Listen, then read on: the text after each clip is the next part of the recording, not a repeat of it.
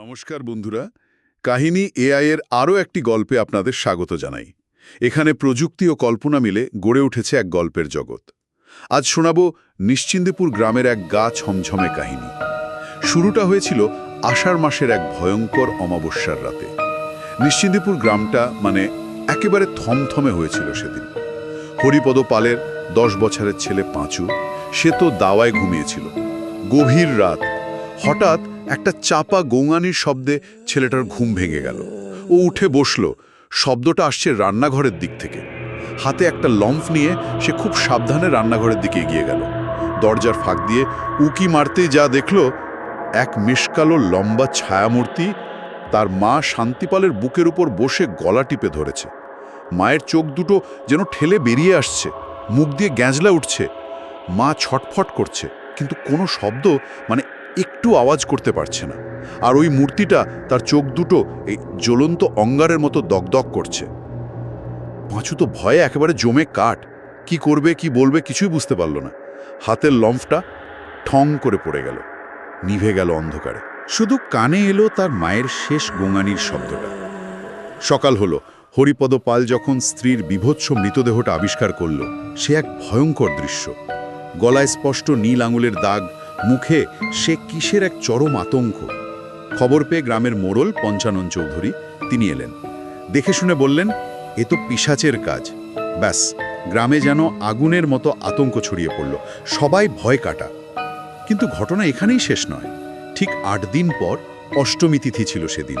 হারান মাঝির স্ত্রী মালতী, সে পুকুর ঘাটে গিয়েছিল আর ফেরেনি। হারান আর তার ছেলে নিতাই খুঁজতে বের হলো।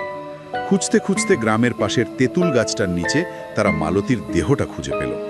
আগের বারের চারও অনেক বেশি ভয়ঙ্কর অবস্থা। চোখ দুটো উপড়ে নেওয়া হয়েছে, গলার নলিটাকেও ছিঁড়ে ফেলেছে, পেটের মাংস যেন খুবলে নেওয়া। এবার গ্রামের মানুষের ভয় একেবারে চরমে উঠল। কি করবে তারা? পাশের গ্রাম থেকে তখন ভোলানাথ তান্ত্রিককে ডেকে আনা হলো। তান্ত্রিক এসে ঘটনাস্থল দেখলেন, সব শুনলেন। তিনি বললেন, এটা কোনো সাধারণ ব্যাপার নয়। এটা এক অতৃপ্ত শক্তিশালী নারী আত্মার কাজ। প্রতিশোধ নিতে এসেছে সে। তান্ত্রিক গ্রামের চণ্ডীমণ্ডপে ক্রিয়া শুরু করলেন। তান্ত্রিকের ডাকে আত্মা সাড়া দিল। নিজের পরিচয় দিল যমুনা।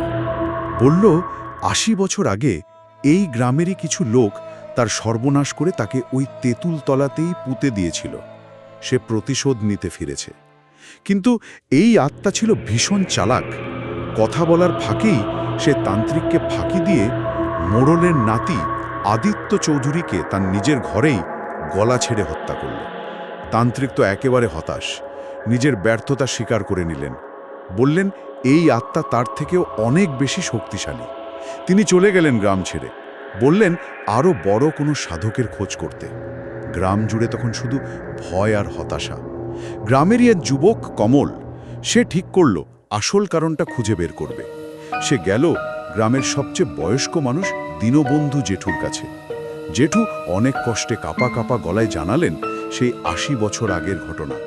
তৎকালীন জমিদার বিপিন চৌধুরীর ছেলে জয়ন্ত চৌধুরী আর তার কয়েকজন বন্ধু মিলে যমুনা নামের এক অনাথ মেয়ের উপর ভয়ানক অত্যাচার করে তাকে খুন করেছিল। কমল এরপর খোঁজ করতে করতে মোড়লের পরিত্যক্ত ঘর থেকে জয়ন্ত চৌধুরীর একটা পুরনো ডায়েরি খুঁজে পেল। আর সেই ডায়েরিতে জয়ন্ত নিজেই সব লিখে গেছে। যমুনার উপর অত্যাচার, খুন, সব। এমনকি এটাও লিখেছে যে শান্তিপাল আর মালতীর পূর্বপুরুষরা, হরিপদা আর হারানের পূর্বপুরুষরা, তারা সব দেখেও চুপ করেছিল, নীরব দর্শক ছিল সেই অন্যায়ের। কারণটা এবার স্পষ্ট হলো। কিন্তু উপায়? তখন এগিয়ে এলেন গ্রামেরই এক বৃদ্ধা, খান্তমণি পিসি। তিনি নাকি একসময় এক কাপালিকের শিষ্যা ছিলেন। পিসি বললেন, যমুনার আত্মার শান্তি দরকার। তার জন্য ওই তেঁতুল তলাতেই তার অন্ত্যেষ্টিক্রিয়া আর শ্রাদ্ধ করতে হবে। আর যাদের পূর্বপুরুষরা পাপ করেছিল বা দেখেও চুপ ছিল, তাদের বংশধরদের ক্ষমা চেয়ে প্রায়শ্চিত্ত করতে হবে। এলো সেই চূড়ান্ত অমাবস্যার রাত। খান্তমণি পিসির পৌরোহিত্যে তেঁতুলতলায় শ্রাদ্ধ আর তান্ত্রিক ক্রিয়ার আয়োজন হলো। যেমন ভাবা গিয়েছিল, যমুনার সেই ভয়াল আত্মা আবির্ভূত হল। বাধা দেওয়ার চেষ্টা করল, কিন্তু তখন পঞ্চানন মোড়ল নিজে আর কমল তারা নতজানু হয়ে পূর্বপুরুষদের হয়ে ক্ষমা চাইল। গ্রামের অন্যরাও খুব আন্তরিকভাবে আর্তনাদ করে উঠল ক্ষমার জন্য।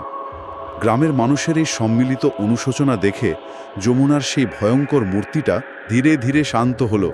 সে যেন মুক্তি চাইছিল। এরপর শাস্ত্রবিধি মেনে তার অন্ত্যেষ্টিক্রিয়া আর শ্রাদ্ধ সম্পন্ন করা হলো। সেই কালো ছায়ামূর্তিটা ধীরে ধীরে মিলিয়ে গেল বাতাসে।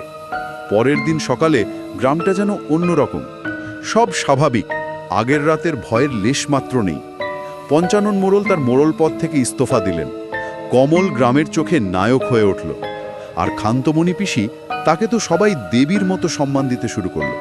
গ্রামের মানুষজন মিলে ওই তেঁতুল তলাতে যমুনার নামে একটা থান তৈরি করল। আজও নাকি গ্রামের মানুষ তাকে যমুনা মা বলেই ডাকে। গ্রামটা অবশেষে অভিশাপ মুক্ত হলো। গল্পটি ভালো লাগলে ভিডিওটি অবশ্যই লাইক এবং আমাদের চ্যানেলটি সাবস্ক্রাইব করবেন। খুব শীঘ্রই আবার ফিরব নতুন একটি গল্প নিয়ে। আজ তাহলে আসি, ভালো থাকবেন।